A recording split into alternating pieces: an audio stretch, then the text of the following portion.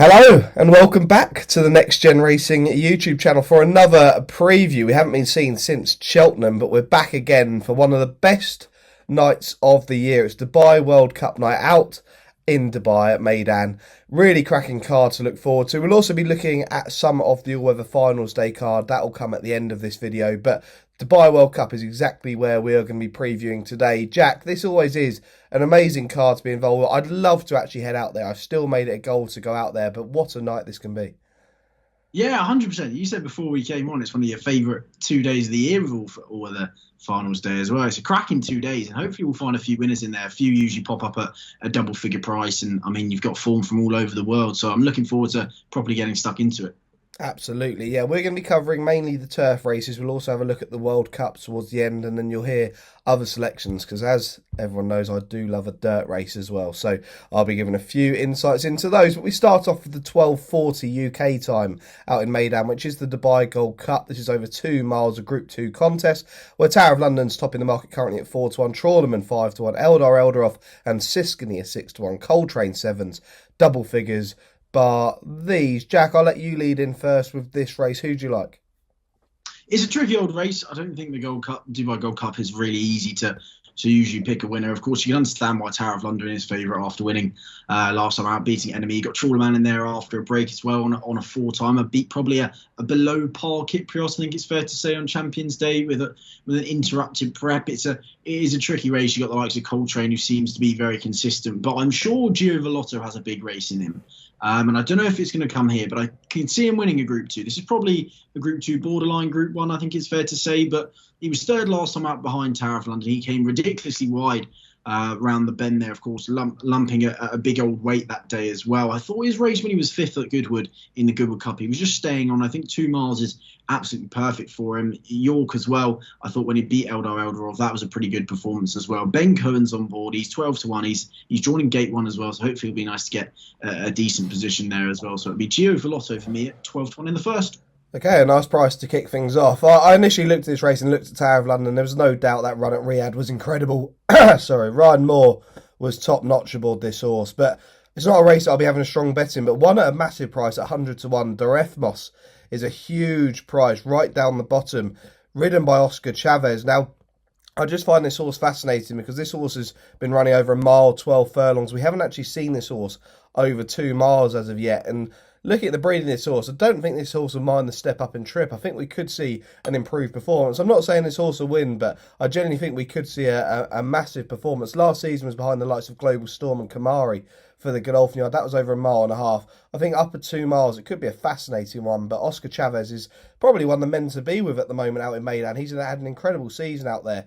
I'm just going to give a small chance there. Not one I'd be backing. You know, you might have the small stake each way on it, but I think Dorefmos is far too big a price. But I do see the appeal with Tower of London. He could be an improving horse. I don't think he's going to be Kyprios. Kyprios is a horse that I definitely think could be the top of the staying division once again this season. But Tower of London, I think he's definitely the one to beat. But Gio Vellotto for Jack and a small stake, Dorefmos for me. Let's move on to a race that is a lot more appealing, which is the Quoz Sprint. This is a Group 1 over 6 furlongs, again on the turf. And oh, look at the market. I mean, Star of Mystery is 3-1. California Spangle, the Hong Kong horse, will actually speak to Jack about that in a second, is 130. Casa Creed 7-1. Diligent Harry is currently 10-1. Dania and Frost at Dawn around 12-1, and 16s bar these. Now, Jack, I'll let you make the case for Frost at Dawn because I've actually backed this horse, but not going to be my main selection in the race, who broke the track record over 5 last time. Star of Mystery was in second that day, who's your current favourite.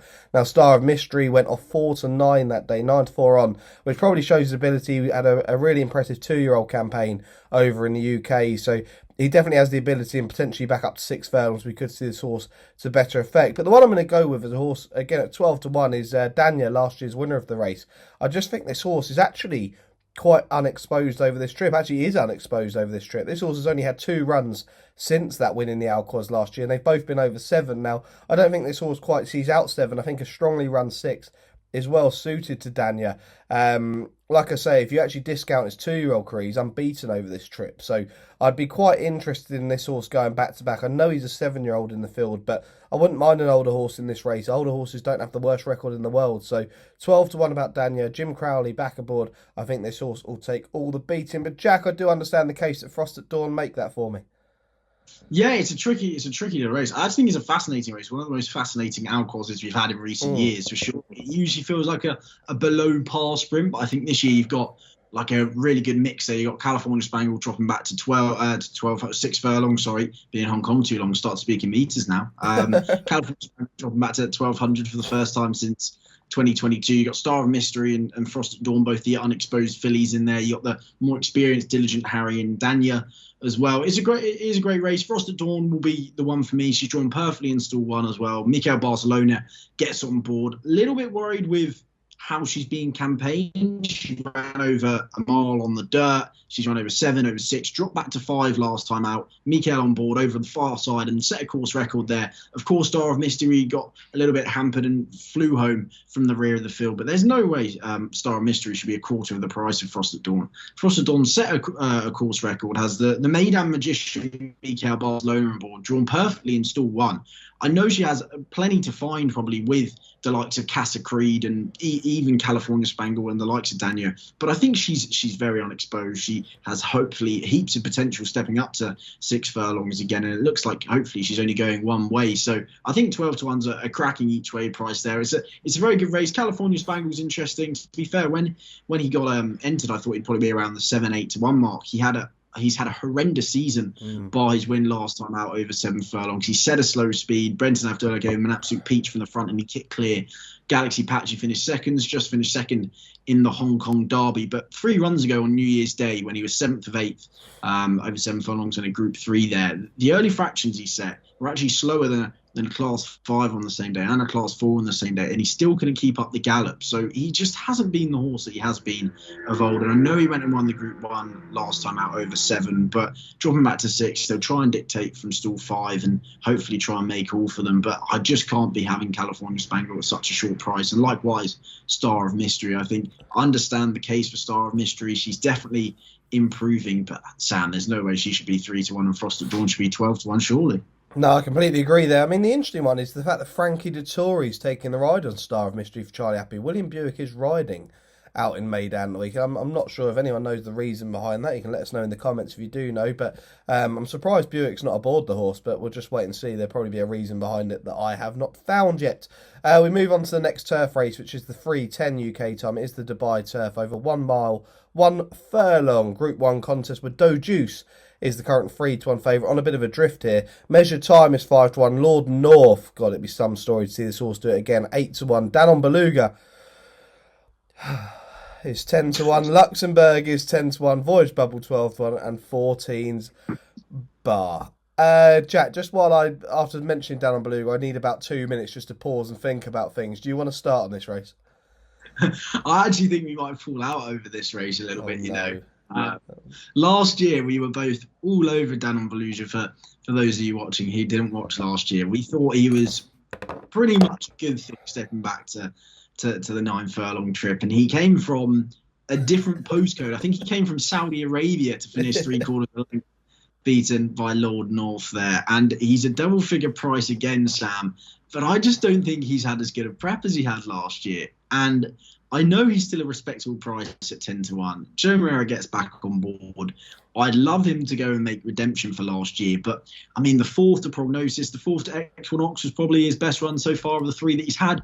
But even over a mile and a half, we know that definitely stretches him in the Japan Cup behind Equinox. I just don't think he showed quite as much as he did last year. But that being said, look, I'd love to go see him do it. Lord North, I really can't be having him, to be honest. I think if he goes and does 4th time from stall 11, fair play. Measured time can make the case there. I think I'll keep this one simple. I think Doe Juice is probably just the best in the field.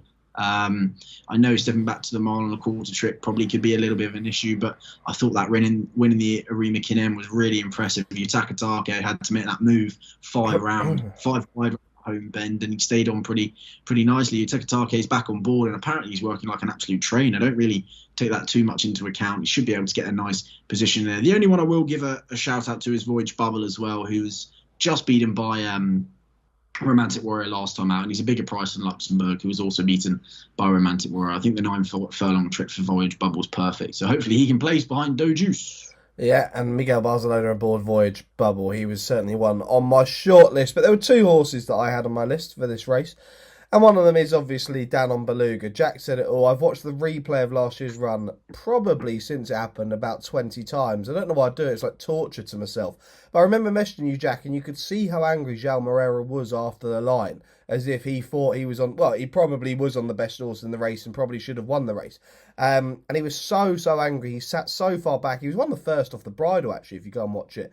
And he just kept plugging away. He found about 4 different traffic problems and then flew home. An extra half furlong, this horse would have got up easily.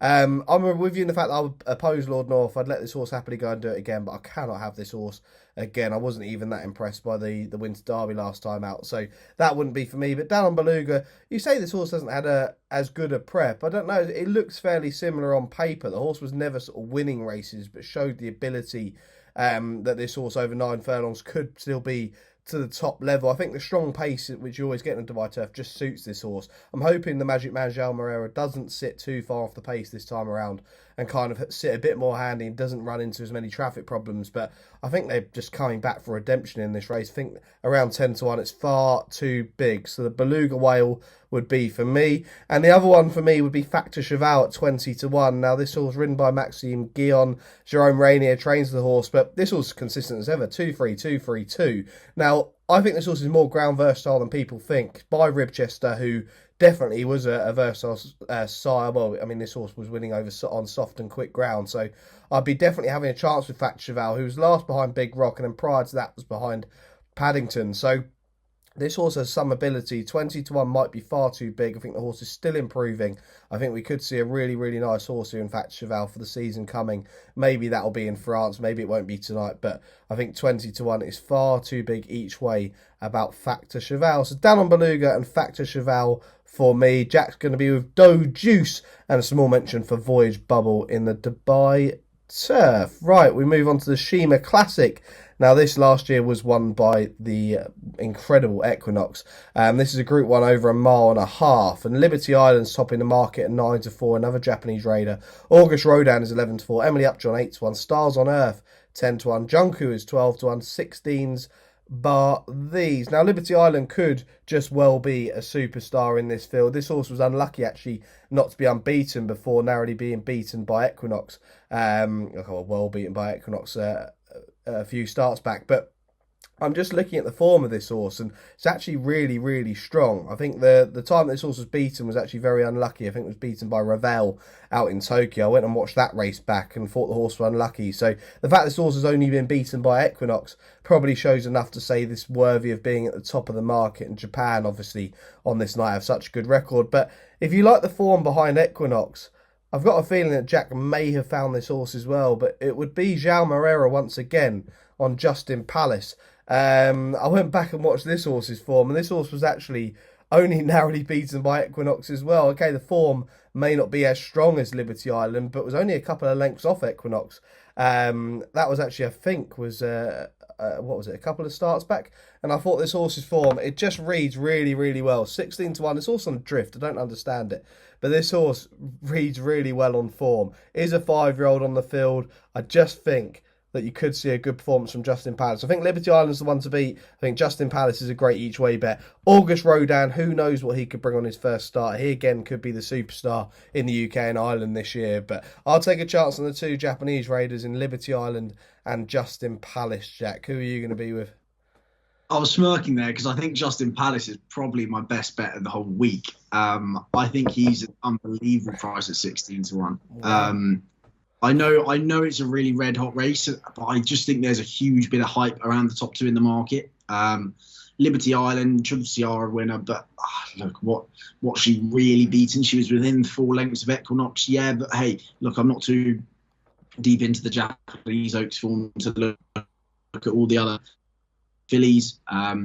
she may just be a bit better than the rest here, especially with that weight allowance. And August Rodin, look, they've kept him in training, and they've probably sacrificed a £100,000 stud fee there, so they'll be pointing to. They're not sending him to the Sheema Classic for no reason, are they? But we saw what he was like on reappearance last year. I think you have to take them both on. It's such a deep race. There's got to be something in behind who's going to run a big race, and I think it is Justin Palace. I think you're spot on. That run in the Takarazuka Kinen was a good run, staying on over a mile 3. I thought the run in the Tenno Show, he definitely upped that again. Came round the outside of good old Dan on Beluga and Prognosis there to finish second to Equinox, but hit the line so hard. And that run in the Arima Kinen last time out, over a mile and a half behind Doe Juice. It was a funny old race, to be honest. He went off favourite. Doe Juice made a move 5 wide. He tried to follow Doe Juice through, but he got kind of shuffled back, a little bit hampered, and he was about 5 or 6 lengths off Doe Juice. Absolutely flew home. And I just think this trip's probably perfect for him over the mile and a half. He was staying on strong over a mile 3 and a mile 2. He's been drawn perfectly in 3. Joe Moreira takes the ride. I don't understand why he's 16-1, to be honest, Sam. I was trying to work it out, and I couldn't. I think a mile and a half's perfect for him. He's drawn perfectly. He should be able to get a good trip in there throughout, and I think he's an absolutely stonking price at 16-1. The only other one who I think is actually becoming a bit of a price as well is Rebels Romance. Didn't think he was a price at 8, but he's drifted to 16s now whilst he's been drawn in 11. And I mean, I'd like to think William Dewitt's going to try and bounce out and try and make all. And if he tries to dictate like he did last time in Qatar, I know the race was nothing like this is going to be. I think he's probably a big price as well. So I'll happily take Justin Palace and Rebels Romance and hope that one of the top 2 aren't quite as good as the market suggests.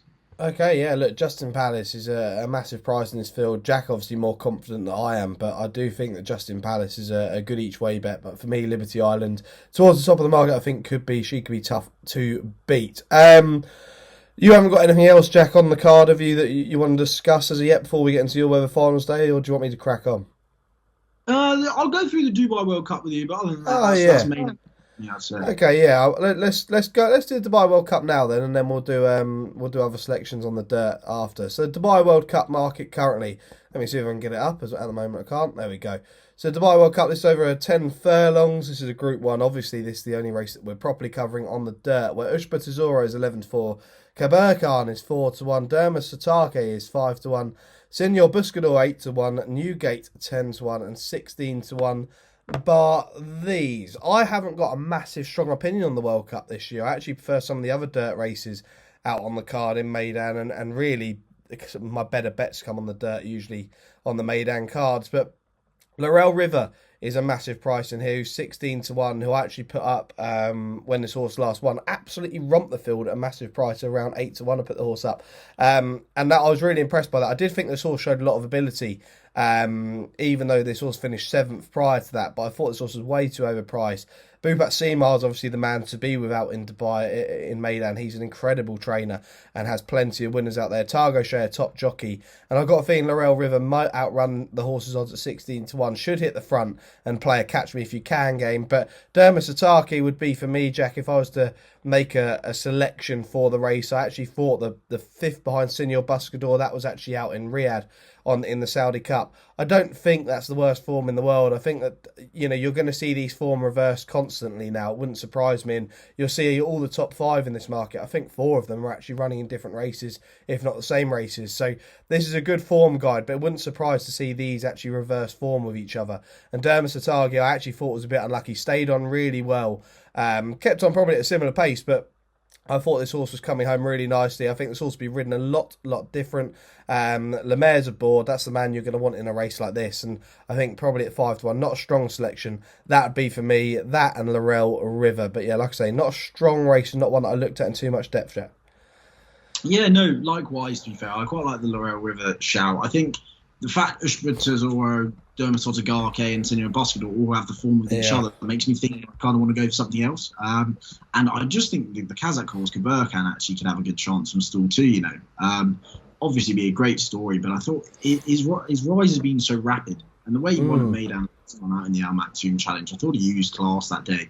Of course, I don't know if the story makes him perhaps a little bit too short in the market. That's the only thing. But I think he's got a lot of scope for improving. He was look, he did what he did in Kazakhstan. I have no clue what he did in Kazakhstan, to be honest. Watched the interesting videos there, but what he did at Maidan over a mile and a quarter and a mile and a furlong, an extended mile and a furlong, I thought was pretty impressive. So it'd be Kaburkan for me against the three with the same form. Okay, Kaburkan, yeah, it would be some story. The Kazakh horse would be really fascinating if that horse were to go and win, and you never know, you might see a horse that could end up going to America for some of the big races out there throughout 2024. I'll go with the other dirt selections then. This is where some of my better selections come. The first one comes in the Golden Shaheen at 225 over 6 furlongs, Group 1 on the dirt, and I like Nakatomi here, Wesley Ward's horse, Jamie Spencer's aboard. This horse was actually third behind Ryan Moore's mount in the race, which is Sibelius, who is a course and distance winner. But I love the way this horse ran against Elite Power and Gunite, probably the two top American sprinters on the dirt. And I just thought this horse ran an absolutely belting race. As consistent as ever, this horse with form figures of 3-1-2-3-3. I do think that Jamie Spencer, obviously riding for Victory Hay here, is probably it's a good bet in this field, because you go through and look at the rest of them, and a lot of them are horses who have got some real concerns about them. Tuz, who this horse once again bolted up last year, but this horse has last time finished absolutely nowhere. But Bupat Sema, like I say, could get this horse back to form once again. But Nakatomi just has the form in the book, consistent as ever. Sibelius would be the other one with Ryan Moore on board, but I think Nakatomi will go really well here and probably take all the beating. But the bet of the night, it's short. I do not see how this horse gets beaten, is in the 12.05, which is the Godolphin Mile. Obviously over a mile. This is a Group 2 with Saudi Crown is back here, 6-5. It's a short price, but I genuinely think this is an absolutely cracking price about this horse. I was really big on this horse for the Saudi Cup. Led from the front. I thought this horse was actually going to get home. There was one stage where I was counting my money, but just didn't see out the trip. Drops back to a mile here. This is simply going to be a catch me if you can game, I'm hoping. Florence Giroux pops this horse out and then simply just says, come on, see if you can catch me. But I just don't think they will. I think within the first 2 furlongs, I'm pretty sure you'll be counting your money. If this horse hits the front and gets a decent lead, I don't think they'll come and catch him. Brad Cox trains. This might have just been a plan. Maybe the Saudi Cup would have been a bonus, but the Godolphin Mile must have been on the mind, because this horse over this trip will be a hell of a lot better. Dropping down, prior to the Saudi Cup run, was dropped back half a furlong and ran a really strong race and won that day. But I think drop back again to a mile, we'll just see this horse to such good effect. Isolate was so good in this race last year, but again, the form leading into the race just isn't as strong as it was last year. So Saudi Crown, I think, will take all the beating. Would be, although short, the nap of the night for me. All-weather finals day selection, Jack. This is where we switch codes, kind of, and we go to the all-weather at Newcastle and at Lingfield.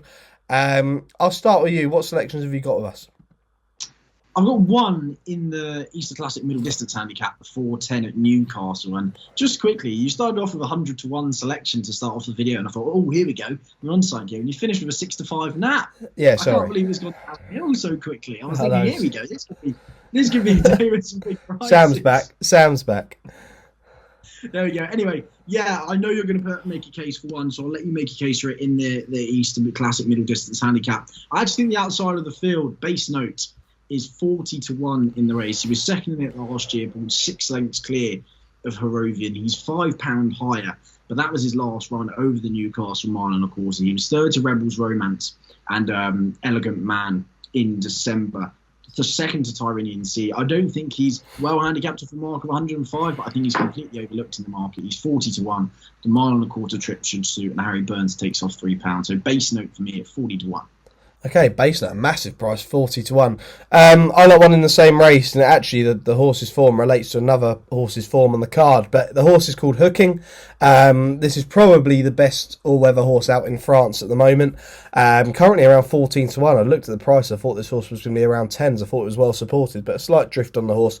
But this horse here has been running really well at Canson Mare. Actually when I say beat a horse on the card, was Fast Raj last time out, who actually runs in the mile handicap on the same card at Newcastle just after this race.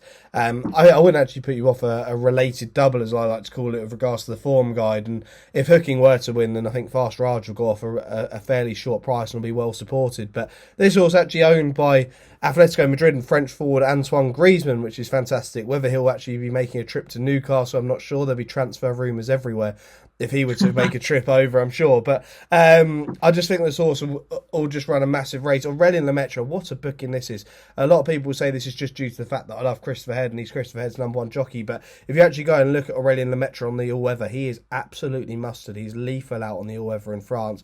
He hasn't actually taken the ride on this horse since July 23. So Ronan Thomas has been taking the ride, but Aurelien Lemaitre, he's a jockey definitely on the up. He's not a young jockey, not a young jockey, but he's definitely on the up. I think he's going to take a decent ride here. Hooking 14-1 is a really fair each way bet. But I do get your base note angle, Jack. I definitely do. I think it's a really fair case. Just quickly with Hooking, I think it's a cracking angle. You sent me the selection about a week ago. You're like, this is the French. This is the French winner on all weather finals there. Completely. I think he is a great price. And I can see him going off at 6-1. I think 14-1's a huge price. He was second off level weights for West Wind Blows in June. I think he's a... Yeah, his turf form actually isn't that bad either. Like, it genuinely isn't. He's got good turf form. And like I say, like Fast Raj, this horse was just behind Hooking. I don't think Fast Raj is the worst bet either in the mile handicap. The French have a really good record on the card for the all-weather finals day, especially when it was held at Lingfield. You used to have Christophe Soumillon flinging around the bend, and he was again mustard. But the two French horses are fascinating. I really wouldn't put you off either of them on the Newcastle card. And then the other one that I like was actually on the Lingfield card, which is a horse that people are going to start falling in love with and have done over the winter period. And it's Asgard's Captain, who's currently 4-1 for the yard that I'm so glad they had a big winner of the Brocklesby at the weekend in Dylan Cunha. Such a gent when I've met him. Every time I've met him, and we all know Jordan Hopkins, who works very closely with Dylan. He's such a gent as well, and he told me about this horse and said, Asgard's Captain, we're really excited about this horse. We think he's really, really well handicapped. And I think they still do. He's only gone up £5 for that last win since winning just a few days back on the all-weather up at Newcastle. I just think that this horse has so much more in hand. I thought did this really easily last day at Newcastle. I know this horse is going for a 4-time, but 4-1 is a massive price. Been drawn in stall 3 as well. I spoke to Jordan yesterday, and he said the draw is pretty much ideal for this horse. So, yeah, Reese Clutterbuck takes the ride again. Don't think the £5 rise would be anything. I think this horse is a horse well into the 90s, running off a mark of 84. So, yeah, I think 4-1's a really fair price. Another horse that looks like it's taken a bit of a drift. So I'm absolutely loving the drifters, but drifters never, ever put me off. And I advise anyone watching, never be afraid of a drifter, unless it goes from about 6-4 to 100-1. Then in that case, there might be a leg missing or something like that.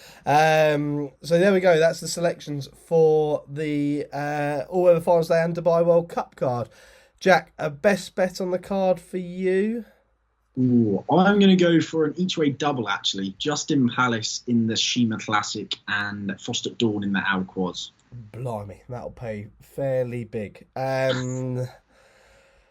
can't put up Saudi Crown as a nap, can I? I think he's the best bet on the card. I genuinely do. But I think if I was to put something else up on the card, I probably would go with Hooking at the prices. I think he's now far too big a price at 14s at Newcastle. I think this horse will go really well. I'm just shocked that this horse is on a slight drift. So 14-1 after we finish recording here, I'm going to have another good bet on that. God, glad I got through that. I've been sick as a dog the last few days. So I'm glad I've got through it. That's probably why I was probably mumbling and God knows what I was saying half the time because I'm drugged up completely. Jack, what are the plans for you this weekend then? I mean, there's obviously going to be racing on Sunday, I'm guessing, but you'll be sitting down watching the racing, I'd imagine. Yeah, so Charlton Sunday, of course, but Saturday will be a big, and Friday will be a big afternoon and evening watching plenty of racing worldwide. I think this is just another reason why the Flat is such a brilliant game. The National Hunt Sphere is, of course, great, but hey, we have top-class horses from all over the world meeting in March. You can't complain here.